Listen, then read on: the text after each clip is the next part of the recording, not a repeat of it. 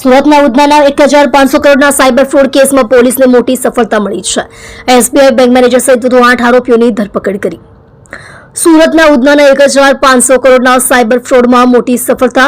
RBL બેંકના manager સહિત 8 અધિકારી કર્મચારીની ધરપકડ. આરબીએલ બેંકના એરિયા હેડ અમિત ગુપ્તા સહિત 8ની ધરપકડ. આરોપીઓએ ખોલ્યા હતા કરંટ અને સેવિંગ્સ એકાઉન્ટ. સુરતના ઉધના વિસ્તારમાં ₹1500 કરોડના આંતરરાષ્ટ્રીય સાયબર ફ્રોડ કેસમાં ઉધના પોલીસને મોટી સફળતા મળી છે. આ કેસમાં પોલીસે આરબીએલ બેંકના મેનેજર સહિત 8 અધિકારી કર્મચારીની ધરપકડ કરી છે. મોનિટરી બેનિફિટ લઈ આરોપીઓ દ્વારા કરંટ અને સેવિંગ્સ એકાઉન્ટ ખોલવામાં આવ્યા હોવાનો ઘટસ્ફોટ થયો છે. આરોપીને 50,000થી 2 લાખ સુધીનું કમિશન મળતું હોવાનું પણ જાણવા મળ્યું છે. હાલમાં હવે પોલીસે આરોપીઓની વધુ પૂછપરછ હાથ ધરી છે.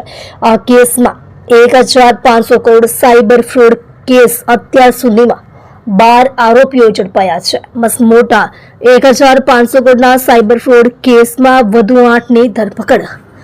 સુરતના ઉધના વિસ્તારમાં ₹1500 કરોડના આંતરરાષ્ટ્રીય સાયબર ફ્રોડ કેસમાં ઉધના પોલીસે વધુ 8 આરોપીઓની ધરપકડ કરી છે. માહિતી અનુસાર આરોપીઓમાં આરબીએલ બેંકનો મેનેજર, અધિકારીઓ, કર્મચારીઓ સામેલ છે. ઉધના પોલીસે આરબીએલ બેંકના એરિયા હેડ અમિત ગુપ્તા, એસટીએમ અરુણ બાલુભાઈ કોખારી, નેન્સી ગોટી, નરેશ માણાની, કલ્પેશ કથિરિયા, અશોક ધાડિયા અને અનિલ જાનીની ધરપકડ કરાઈ છે. પોલીસ તપાસ અનુસાર બેંક અધિકારીઓ અને આરોપીઓ જ સેટઅપ બનાવતા હતા તેની માહિતી હતી. બેંકના અધિકારીઓ, કર્મચારીઓ મોનિટરી બેનિફિટ લઈને કરંટ એકાઉન્ટ ખોલાવી આપતા હતા. કોઈ ક્વેરી આવે તો આરોપીઓને યોગ્ય માર્ગદર્શન પણ આપતા હતા.